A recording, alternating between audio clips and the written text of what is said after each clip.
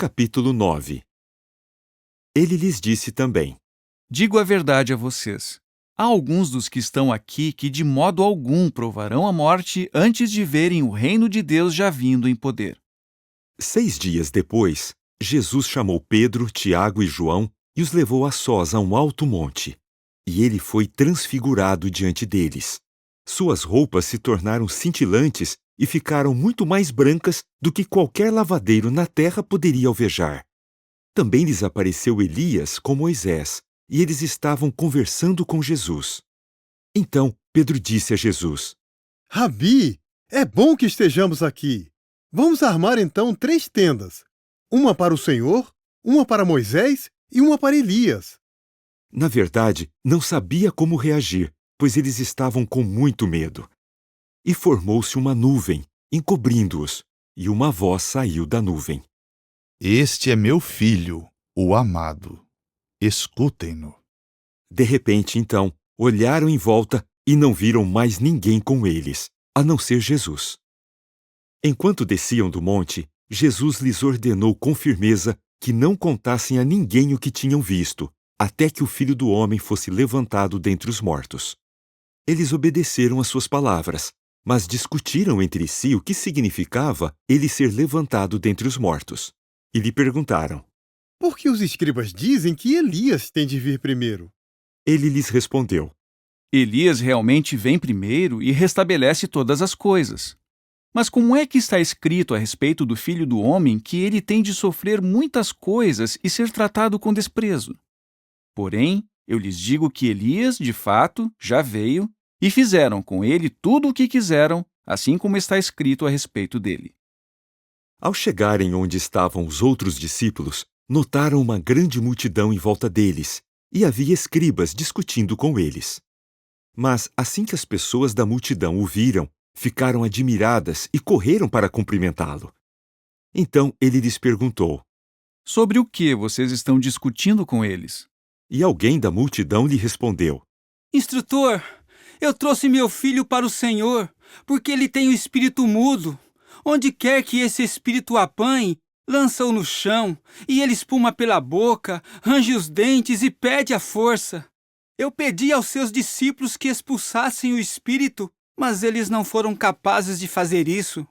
Em resposta, ele lhes disse. Ó geração sem fé, até quando terei de continuar com vocês? Até quando terei de suportá-los? Tragam-no a mim.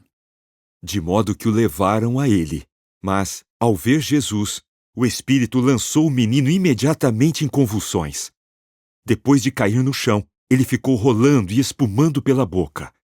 Então, Jesus perguntou ao pai. Há quanto tempo isso acontece com ele? Ele respondeu. Desde a infância. E o espírito o lança muitas vezes no fogo e também na água para matá-lo. Mas se o Senhor puder fazer algo, tenha pena de nós e ajude-nos. Jesus lhe disse. Esta expressão, se puder, ora, tudo é possível para quem tem fé. Imediatamente o pai do menino clamou. Eu tenho fé. Ajude-me onde preciso de fé. Observando então que uma multidão estava rapidamente se aproximando deles, Jesus censurou o espírito impuro, dizendo-lhe. Espírito mudo e surdo, eu lhe ordeno que saia dele, e não entre nele novamente. Depois de clamar e de causar muitas convulsões no menino, o espírito saiu. E o menino parecia morto, de modo que a maioria das pessoas dizia: Ele está morto. Mas Jesus o pegou pela mão e o levantou, e ele ficou de pé. Assim, depois de entrar numa casa, seus discípulos lhe perguntaram em particular. Por que nós não conseguimos expulsá-lo? Ele lhes respondeu. Essa espécie só sai por oração.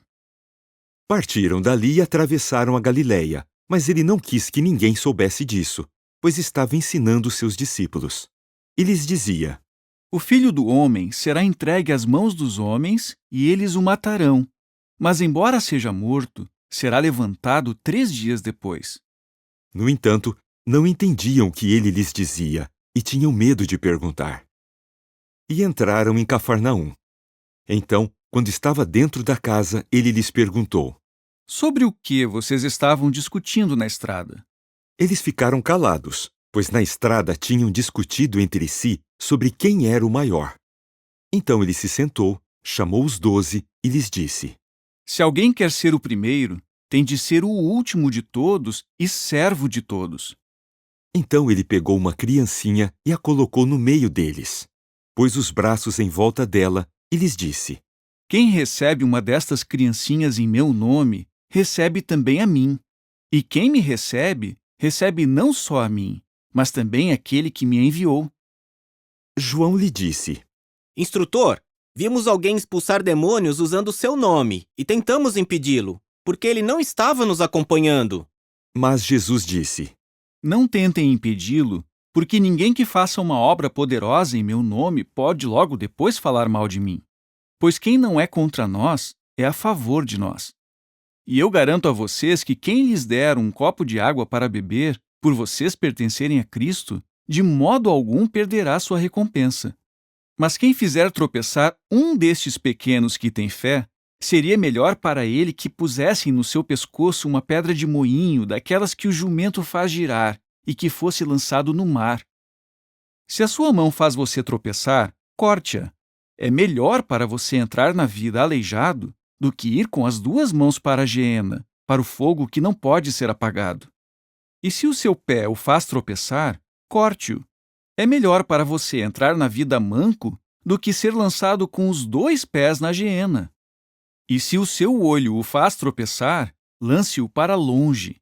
É melhor para você entrar no reino de Deus com um olho só do que ser lançado com os 2 olhos na geena, onde os vermes não morrem e o fogo não é apagado.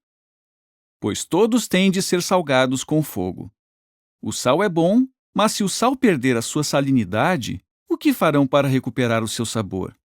Tenham sal em vocês mesmos e mantenham a paz uns com os outros.